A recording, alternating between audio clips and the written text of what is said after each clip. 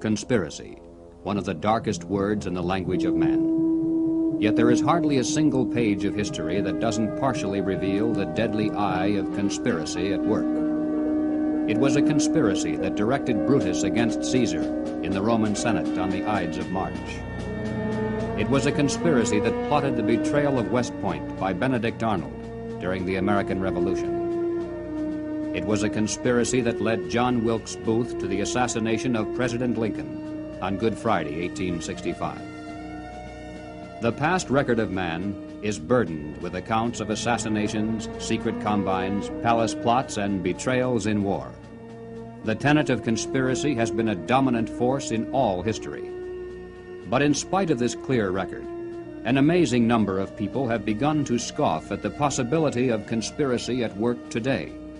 They dismiss such an idea merely as a conspiratorial view of history.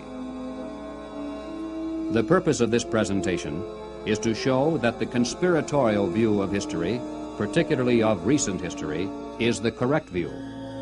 That there is a secret and powerful combine at work today, that it constitutes the unseen government of the United States, and that it properly can be identified as the capitalist conspiracy.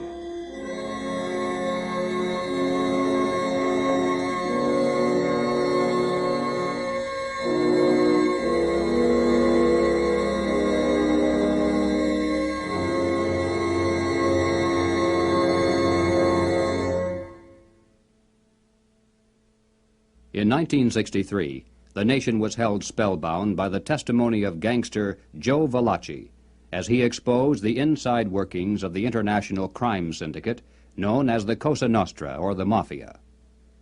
No matter how carefully criminal conspiracies are organized, eventually they're exposed because someone on the inside goes to the authorities and talks. The same is true with political conspiracies. For instance, over the years, there has been a steady stream of defectors from the communist apparatus, and through their testimony, we now have a clear idea of how that conspiracy is organized and operated. But one large piece of the puzzle always has been missing.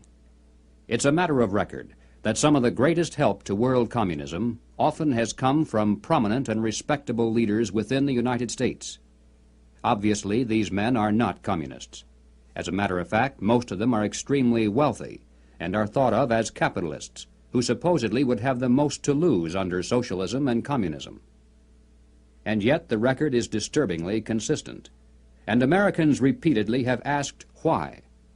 Why have some of the richest people in the United States, both in and outside of government, aligned themselves with leftist policies that would appear to be the path to their own destruction? And if there is a conspiracy at work among these men, why hasn't someone on the inside exposed it? The answer is, someone has. Dr. Carroll Quigley is a professor of history at Georgetown University. He is the author of the widely used textbook, Evolution of Civilization. He is a member of the editorial board of the monthly periodical, Current History. He has been a frequent lecturer and consultant for such groups as the Industrial College of the Armed Forces, the Brookings Institution, the U.S. Naval Weapons Laboratory, the Naval College, the Smithsonian Institute, and the State Department. Dr. Quigley also has been closely associated with many of the family dynasties of the super-rich. He is, by his own boast, an insider with a front-row view of the world's money power structure. When Dr. Quigley wrote this 1,300-page book of dry history entitled Tragedy and Hope, it was obvious that it would never be read by the masses. It was intended for the intellectual elite. And to such a select readership, Dr. Quigley cautiously exposed one of the best-kept secrets of all time. But he also made it quite clear that he was an extremely friendly apologist for this group, and that he fully supports their goals and purposes. On page 950, Dr. Quigley says, "I know of the operations of this network because I have studied it for 20 years and was permitted for 2 years in the early 1960s to examine its papers and secret records. I have no aversion to it or to most of its aims, and have for much of my life been close to it and to many of its instruments. In general, my chief difference of opinion is that it wishes to remain unknown." Dr. Quigley points out that During the past 200 years, while the peoples of the world gradually were winning their political freedom from monarchies, the major banking families of the world were nullifying the trend toward representative government by setting up new dynasties of political control, but behind the scenes, in the form of international financial combines.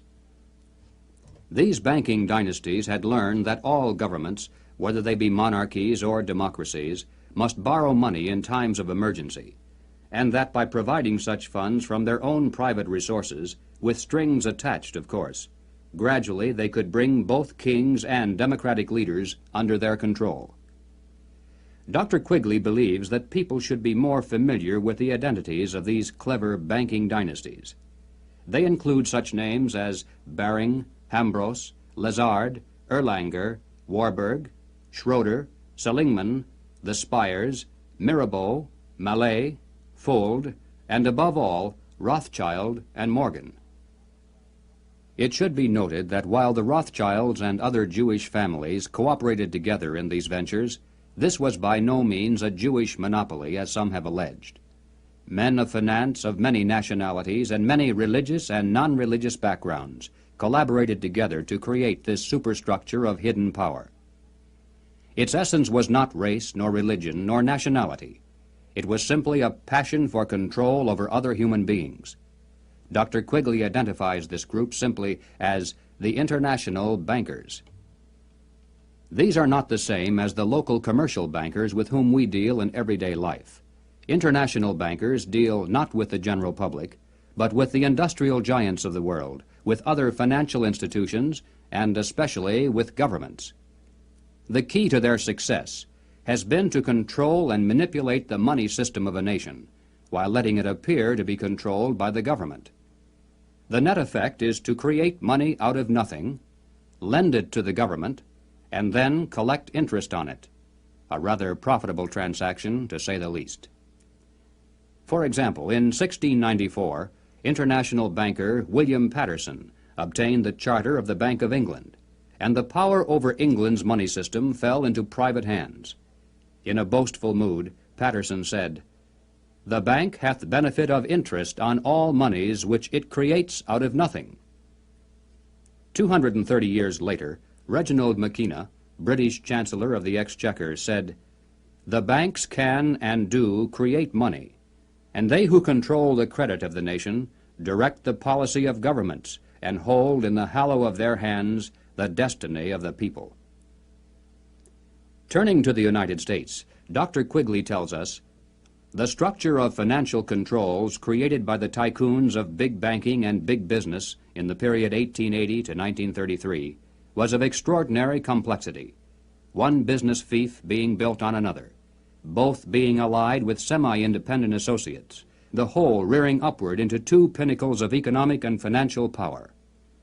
One, centered in New York, was headed by J.P. Morgan and Company, and the other, in Ohio, was headed by the Rockefeller family.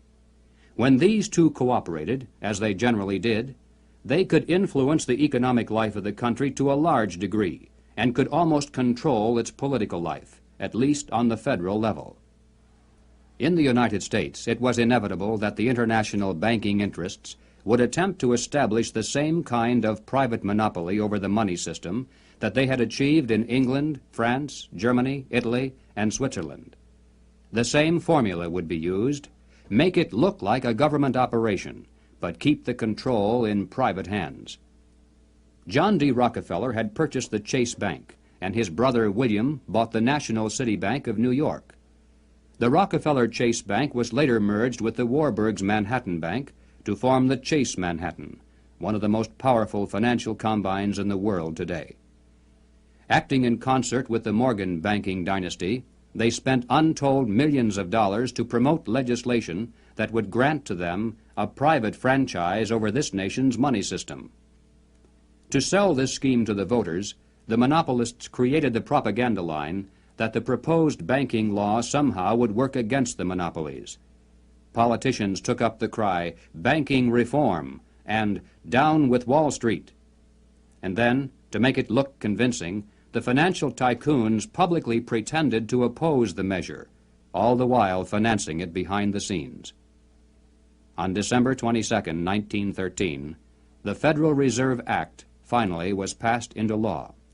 Something known as the Federal Reserve System came into being, and with it, total control over the nation's money fell into private hands. The Federal Reserve System solely is responsible for creating money in the United States. The Treasury prints only what the Federal Reserve tells it to print. The far greater amount of checkbook money is also determined by this group.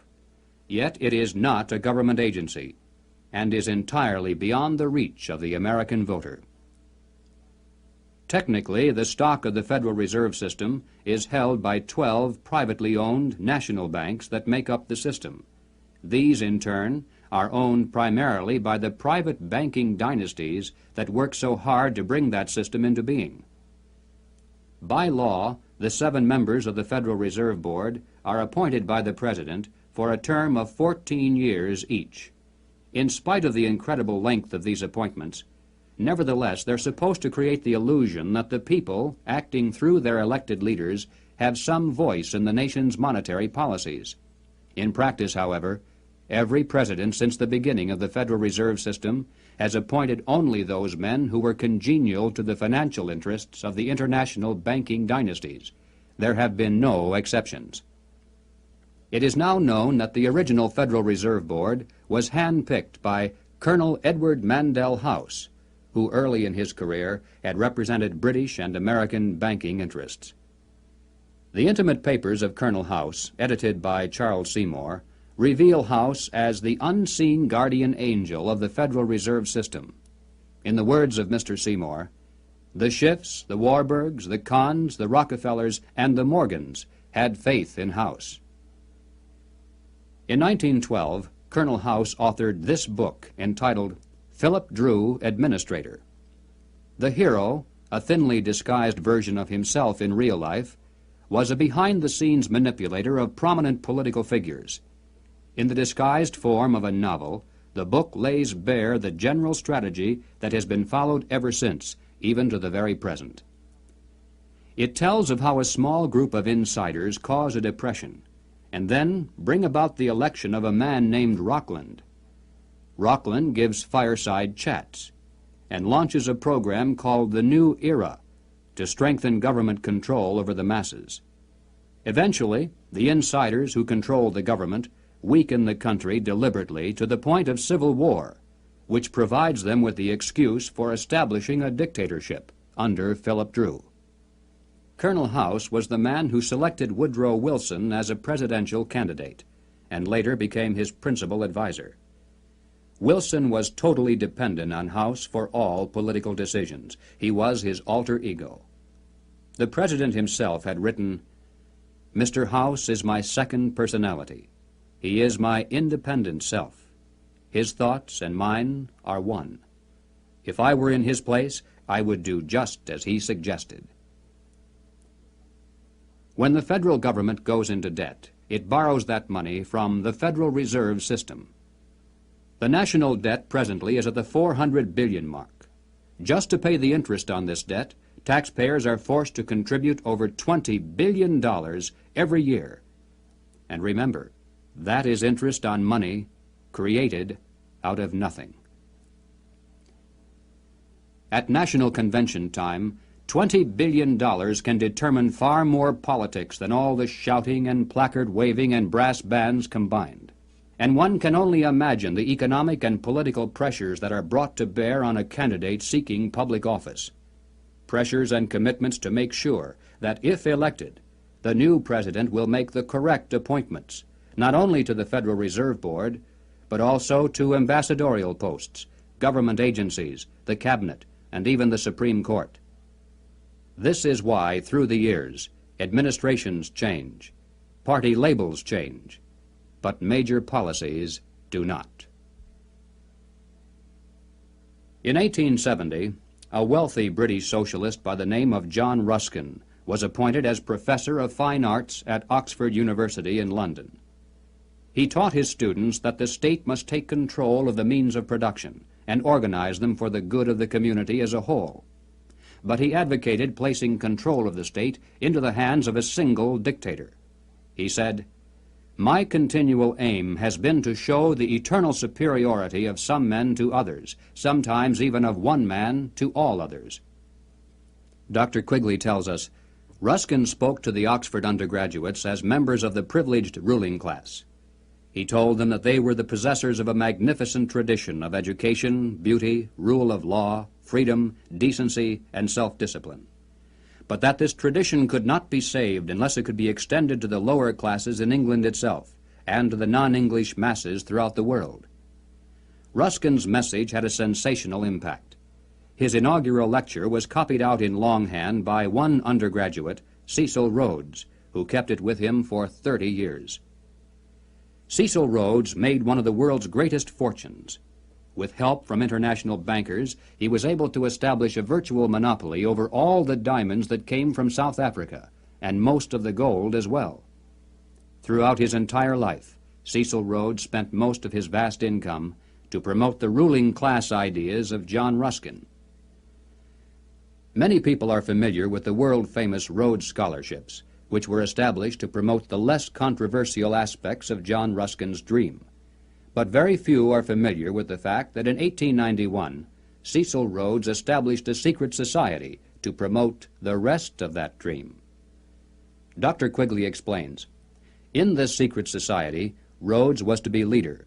Stead, Brett, Lord Esher, and Milner were to form an executive committee. Arthur Lord Balfour, Sir Harry Johnston, Lord Rothschild, Albert Lord Grey, and others were listed as potential members of a circle of initiates, while there was to be an outer circle known as the Association of Helpers, later organized by Milner as the Round Table Organization. Here, then, was the classic pattern of political conspiracies throughout all history. At the center, usually depicted as the all-seeing eye, there is a tiny group in complete control, with one man as the undisputed leader. Next comes a circle of secondary leadership that for the most part is completely unaware of an inner core. They're led to believe that they are the innermost ring. In time, as these conspiracies are built from the center out, they form additional rings of organization.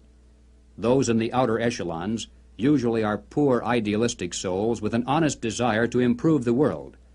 They never suspect an inner control for sinister purposes, and only those few who demonstrate a ruthless capacity for higher leadership are ever allowed to see it. After the death of Cecil Rhodes, the inner core of his secret society fell to the hands of Lord Alfred Milner, Governor-General and High Commissioner of South Africa. As director of a number of public banks and corporate precursor of England's Midland Bank, he became one of the greatest political and financial powers in the world. Milner recruited into his secret society a group of young men, chiefly from Oxford and Toynbee Hall. And according to Quigley, through his influence, these men were able to win influential posts in government and international finance, and became the dominant influence in British imperial and foreign affairs up to 1939. Under Milner in South Africa, they were known as Milner's Kindergarten until 1910. In 1909 to 1913, they organized semi-secret groups known as Round Table groups in the chief British dependencies and in the United States. The Round Table group in the United States promptly created an external organization known as the CFR, the Council on Foreign Relations. It is through this organizational ring and then outward, through tax-exempt foundations, universities, and government agencies, that the international capitalist conspiracy has dominated the domestic and foreign policies of the United States for over 50 years. Unless there is any doubt as to who is behind the CFR, Dr. Quigley tells us bluntly, in New York it was known as the Council on Foreign Relations and was a front for J.P. Morgan and Company in association with the very small American Round Table Group. The CFR building is located on the west side of fashionable Park Avenue in New York. Although it definitely is not the center of the conspiracy, and although practically none of its members are aware of an inner control, nevertheless it is semi-secret in its operation. It shuns publicity, and members are sworn not to disclose to the public the proceedings of its conferences and briefings. It has a formal membership of 1,400 elite personalities. In Harper's Magazine of July 1958, there is an article entitled School for Statesmen, written by CFR member Joseph Kraft. Kraft revealed that one of the chief architects for the CFR was none other than Colonel Edward Mandell House. At the time of writing this article, Mr. Kraft boasted that the CFR membership even then included the President, the Secretary of State, the Chairman of the Atomic Energy Commission, the Director of the Central Intelligence Agency, the Board Chairman of 3 of the country's 5 largest industrial corporations, 2 of the 4 richest insurance companies, and 2 of the 3 biggest banks, plus the senior partners of 2 of the 3 leading Wall Street law firms, the publishers of the 2 biggest news magazines and of the country's most influential newspaper, and the presidents of the Big 3 in both universities and foundations, as well as a score of other college presidents, a scattering of top scientists and journalists. The CFR, from behind the scenes, has dominated this nation for decades. CFR members include top executives and journalists for the New York Times, the Washington Post, the Chicago Daily News, Harper's, Look, Time, Life, Newsweek, U.S. News and World Report, CBS, NBC, MGM. They include directors of the Ford Foundation, the Rockefeller Foundation, the Carnegie Endowment Fund. They include Presidents Hoover, Eisenhower, Johnson, and Nixon, Secretaries of State Stettinius, Atchison, Dulles, Herter, and Rusk, a fantastic percentage of the President's Cabinet, undersecretaries, the Federal Reserve Board, ambassadors to other countries, Supreme Court justices, and presidential advisors. The average American has never heard of the CFR, yet it is the unseen government of the United States. It's a sobering fact that the hidden power structure of international finance has exerted tremendous influence over public opinion in this country through its virtual control of higher education and major segments of mass communications. The human mind is like a computer. No matter how efficient it may be, its reliability is only as great as the information fed into it. If it is possible to control the input of the human mind, then no matter how intelligent a person may be, it's entirely possible to program what he will think. And yes, it's even possible to program people to laugh at the mere mention of the word conspiracy. Such programming, of course, can work in both directions. While one group has been conditioned not to see any conspiracy at work, another group has been led to believe that communists have been behind practically everything, a position easily made to look ridiculous. These well-intentioned anti-communists have been correct in their charge of conspiracy, but incorrect in knowing who to blame. As far back as 1907, Trotsky was financed by British bankers. By 1917, the major financing for the communist revolution in Russia was coming through Lord Alfred Milner, the leader of that inner core within the roundtable groups and the CFR. In America, Jacob Schiff of Kuhn, Loeb and Company gave $20 million to Trotsky.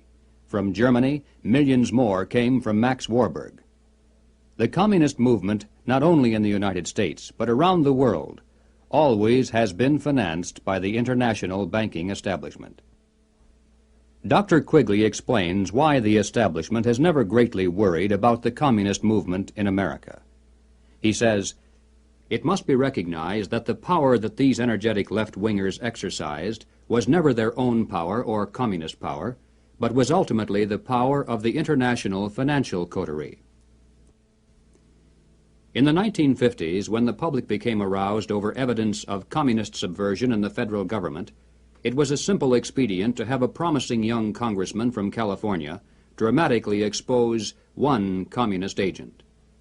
The establishment press gave it extensive coverage, the public was placated, and the obscure congressman became a national hero almost overnight. But when Congressman Reese of Tennessee began to investigate the link-up between Alger Hiss, the Carnegie Endowment, the Morgan Bank, and the interlocking tax-exempt foundations, the establishment press and the administration moved mightily against him. The pressures were so great that he was forced to abandon his investigation, and no one has dared to try it since. After a man has far more money than he possibly can spend for pleasures, what is left to excite him? For those with a ruling class mentality, the answer is power, raw power over other human beings. Money can buy such power only to a point. Beyond that, politics is the sport, and world politics is the ultimate game. For the purposes of this presentation, we have referred to those in the international power structure as capitalists. But these men are not really capitalists in the classical sense. They are merely rich socialists.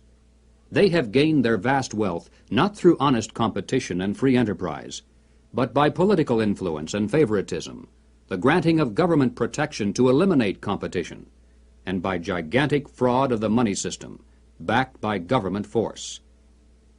These men are striving to create a world superstate, with the expectation that from behind the scenes they will be the ones who will rule. Not free enterprise capitalism, but big government is the conspiracy's life force. World government is its ultimate goal.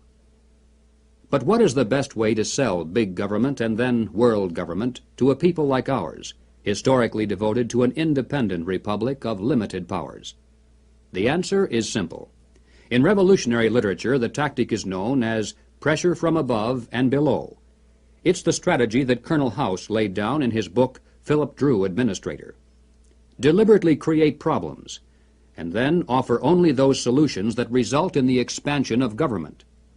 Create conditions so frightful at home and abroad that the abandonment of personal liberties and national sovereignty will appear as a reasonable price for a return to domestic tranquility and world peace.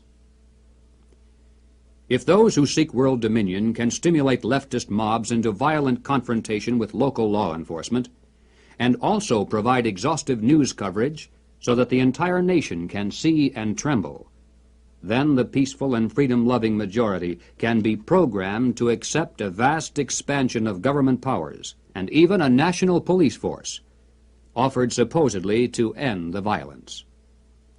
If those who seek world dominion can raise the specter of an enemy armed to the teeth with superior atomic weapons on the verge of launching a nuclear holocaust, and also offer world government as the prevention, then millions of Americans can be programmed to accept the loss of national sovereignty as our last best hope for peace. This is the meaning of pressure from above and below.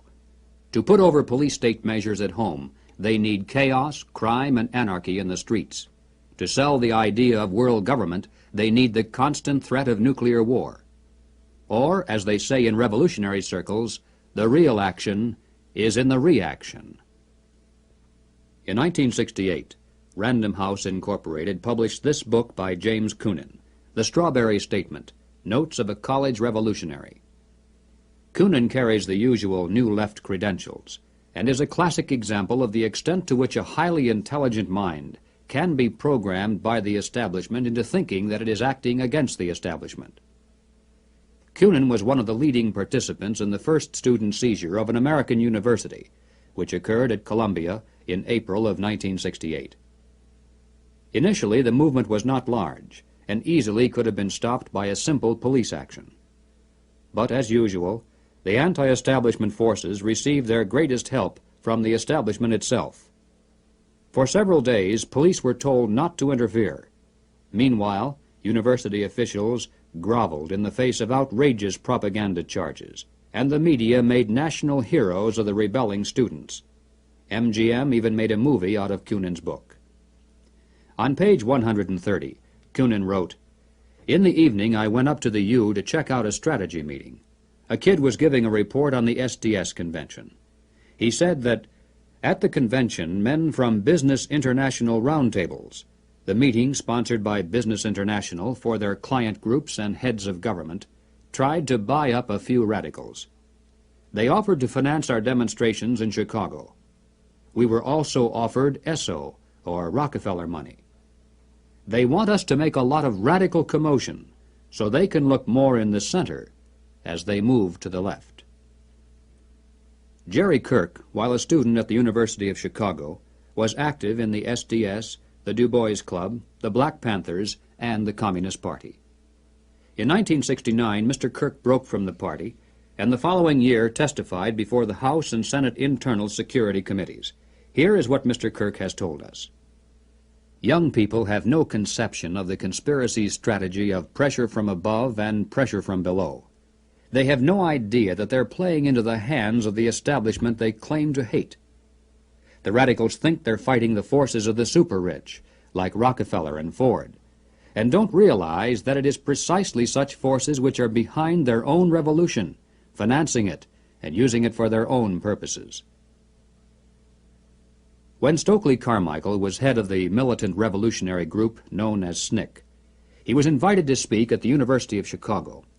Jerry Kirk, then still a Black Panther, was among those who attended, and here is how he described Carmichael's appearance. Mr. Carmichael was obviously in the middle of something rather important, which made him more nervous and more tense than in the past. He started speaking of things which he said he could not have said before, because his research was not finished. He spoke of the false consciousness of many blacks who believed the Jews were the instrument of oppression of blacks. And he made note of the fact that even though many Jewish people, for example in New York, own quite a bit of land, one must understand that the overwhelming percentages of mortgages in Harlem was owned not by Jewish people, but by Morgan Guarantee Trust, the Morgan family, and Chase Manhattan Bank, the Rockefellers. He repeated the line from the song he liked so well. "Something is happening here, but you don't know quite what it is, do you, Mr. Jones?" What he was getting at was that the Jews were simply one strata of society who are themselves being oppressed by people who were much richer and much more powerful. In the agencies of this power, he cited banks, the chief among which were Morgan Guarantee Trust and Chase Manhattan, and the foundations connected with these monoliths. It was not long after this that Stokely Carmichael mysteriously was ousted from both SNCC and the Black Panthers. Apparently, he had learned too much. More and more young radicals are beginning to wake up to the fact that their entire lives have been carefully programmed by the very people who are their hate symbols. They're beginning to realize that their so-called anti-establishment outlook actually is the calculated product of the establishment press, the establishment communications media, the establishment entertainment industry, the establishment schools. Rich men's corporations publish and popularize revolutionary books and songs. Through advertising, rich men's businesses subsidize revolutionary magazines. Rich men's tax-exempt foundations pour millions of dollars into left-wing organizations. The federal establishment in Washington, through agencies like the OEO, provide weekly paychecks to thousands of hardcore revolutionaries. And so we return again to the basic question, why? Why does the establishment publicly condemn but privately support the anti-establishment movement? Former communist Jerry Kirk answers, "The idea is to create a situation where the people are so frightened of the violence all around them that they will throw their hands up in the air and demand, 'Federal government, do something.' And the only choice open will be martial law. The communists, black militants, and revolutionaries will never succeed in overthrowing the government of the United States. But unless they are stopped, they will scare the American people into accepting socialism from Washington and statist rule by the insiders of the establishment. This is what it is really all about." In Bavaria, the year 1786, acting on a tip from an informer, police raided the home of a prominent attorney named von Zwack. They seized documents and letters revealing that he was a high-ranking member of an extensive conspiracy called the Order of the Illuminati. Over the centuries, forms of the word Illuminati, meaning the enlightened ones, have been used by many secret sects and occult organizations. Most prominent among these were the Alumbrados of Spain, the Guéronais of France, and the Roshania of Afghanistan. But these were concerned primarily with psychological and spiritual objectives, a proclaimed inner wisdom and mind mastery of the secrets of the universe.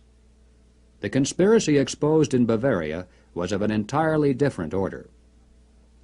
The Illuminati was founded on May 1st, 1776, by Adam Weishaupt, a professor at Ingolstadt University. Weishaupt obviously had been a serious student of the occult, for many of its bizarre features and symbols were incorporated into his organization. Weishaupt had been active in the Masonic lodges of Germany and found in them the perfect vehicle for recruiting into his secret order, which he described publicly as the highest level of Freemasonry. The Illuminati was formally incorporated into the Masonic lodges at the Congress of Wilhelmsbad in 1780. It should be noted that Freemasonry in England and America historically is quite different. Its members are characterized by the highest standards of integrity. Nevertheless, it is a fact that from 1780 on, the Illuminati did flourish as a parasite on the highest levels of the Masonic movement in Europe, especially the Grand Orient lodges of France. There were 8 conspiratorial rings within rings, advancing from the outermost novice inward to Rex, or king. The king, of course, was Weishaupt himself, who had adopted the code name Spartacus. Those in the outer rings were told that the grand purpose of the order was to make of the human race, without any distinction of nation, condition, or profession, one good and happy family. But by the time the member had advanced to the level of presbyter, or priest, his oath of absolute secrecy and obedience had become deadly serious. Only then was he allowed finally to see the ultimate goal of the order. It was the destruction of all religion, replaced by the worship of reason, or humanism, and the destruction of all independent governments, replaced by a new world order, a world government ruled from behind the scenes by the illuminated ones. Needless to say, most members were never allowed to see these goals. In the words of Adam Weishaupt himself, "These good folks swell our numbers and fill our money box. Set yourselves to work. These gentlemen must be made to nibble at the bait. But this sort of people must always be made to believe that the grade they have reached is the last." The public record of the Illuminati is quite thin, but it does show that before it was exposed briefly in 1786, it had already enjoyed immense success in attracting into its outer rings some of the most prominent men of Europe. Its roster included important names in both government and finance. It was the most important single force behind the French Revolution. Some years later, an obscure intellectual by the name of Karl Marx joined a conspiratorial circle called the League of the Just. Shortly afterward, this group reformed into still another organization called the Communist League, and in 1847 they commissioned Marx to write their policy statement for the public. It was called the Communist Manifesto. On the surface, the manifesto appealed to the workers of the world to arise against their capitalist exploiters. But it should be noted that the project was supervised by Friedrich Engels, a capitalist of substantial wealth. Marx himself was so unimportant that his name didn't even appear on the manifesto for the first 20 years after its publication. In 1920, just 3 years after the Bolsheviks seized Russia, Winston Churchill declared, "From the days of Spartacus Weishaupt to those of Karl Marx, to those of Trotsky, Bela Kun, Rosa Luxemburg, and Emma Goldman, this worldwide conspiracy has been the mainspring of every subversive movement during the 19th century, and now at last has gripped the Russian people by the hair of their heads." Each year, May 1st is celebrated by communists world over as a day of international solidarity. As mentioned previously, the Illuminati also was founded on May 1st. Undoubtedly, this is merely a coincidence. The symbol of the all-seeing eye is closely associated with the Illuminati. Like many other features of this conspiracy, apparently it was taken by Adam Weishaupt from the occult symbolism of ancient history. It appears today among the symbols of the Rosicrucians, the Freemasons, and many others around the world, including the Cao Dai in South Vietnam. Undoubtedly, it is merely a coincidence that the all-seeing eye now appears on the alternate side of the Great Seal of the federal government, and also on the $1 notes of the Federal Reserve System. At the bottom of the seal, in Roman numerals, there is the date 1776. This, of course, is the year of American independence. Undoubtedly, it is merely a coincidence that it is also the year of the founding of the Illuminati. But then, perhaps, none of this is merely a coincidence. Is it possible that both the communist and capitalist conspiracies have yet one more inner circle within the circle that is common to them both? Is it possible that both movements, unbeknownst to most of the people in them, are merely contemporary counterparts of a much older conspiracy? There is much evidence, far more than presented here, to indicate that this is the case, but frankly, we don't know. Until someone on the inside of such a master conspiracy decides to reveal its existence today, we simply have no way of finding out. But we do know that it is not impossible, and certainly not absurd. What then is our response? Fortunately, it's not necessary that we resolve the historical question of the conspiracy's origin. Regardless of whether there is one controlling group, or two cooperating, or three competing, or 4 or 10, in practical terms of what can be done about it, our response must be the same. Conspiracy, as it operates at the highest level in the United States today, rests upon two solid foundations and enjoys the protection of shelter. If we could knock out its foundations, it would collapse, and if we could strip away its shelter, it would wither and die. The shelter is secrecy. The foundations are big government and manipulation of money. No conspiracy can stand the light of exposure. No conspiracy can rule the masses without the tool of an extensive government bureaucracy. And certainly no capitalist conspiracy can long survive without control over the nation's money. Expose the conspiracy. Reduce the size of government. Return our money to a standard that cannot be manipulated. This must be our response. In the limited time available, we have attempted to demonstrate that the conspiratorial view of history, particularly of recent history, is the correct view. Let us summarize now 7 major conclusions. 1. There is and has been for some time a conspiracy among some of the richest people in the world. A conspiracy that virtually owns the money systems of the major non-communist nations. This monopoly is protected by the power of the respective governments, and is used to perpetuate the conspiracy's vast wealth by the creation of money out of nothing. 2. In the United States, this monetary fraud is perpetuated through the Federal Reserve System. Although the executive branch theoretically has some control over this system through occasional appointments, in reality it is the system and those behind it who control the executive branch. 3. The capitalist conspiracy in this country surfaces to public view in the form of the semi-secret Council on Foreign Relations. Its members exercise their control over the nation through government, tax-exempt foundations, centers of education, and the mass communications media. 4. On the surface, the capitalist conspiracy appears to oppose communism. It spends billions of dollars in spectacular military displays of anti-communism all around the world, but never to the extent of seriously harming the enemy, and certainly not to the extent of defeating him. Meanwhile, behind the scenes, the conspiracy always has nourished and aided communism both at home and abroad. It does this not because it is pro-communist, but because it needs the appearance of a formidable foe, and the chaos byproduct of a managed conflict to advance its own goal of totalitarian world government.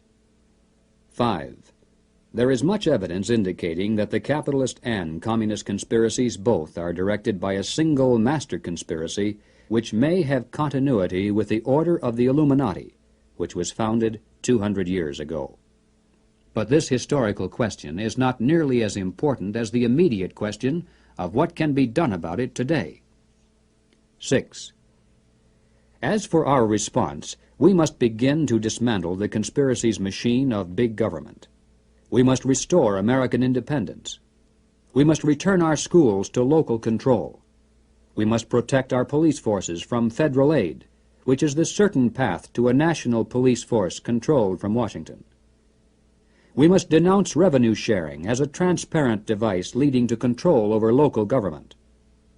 We must raise up men for political office who not only talk about reducing government, but who will do it once they're elected. And that means men who are totally independent of establishment politics. 7. We must reduce the Federal Reserve System to a service function of clearing checks between banks only. Merely turning the system as it stands over to the federal government, as some have suggested, will not solve the problem. The same people would control it either way. The root of the evil is that money is created out of nothing, and the insiders could do that today just as easily directly through government as they do through the Federal Reserve System.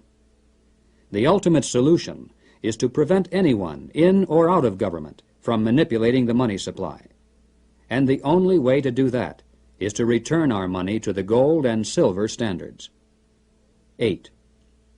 We must expose the conspiracy to public view.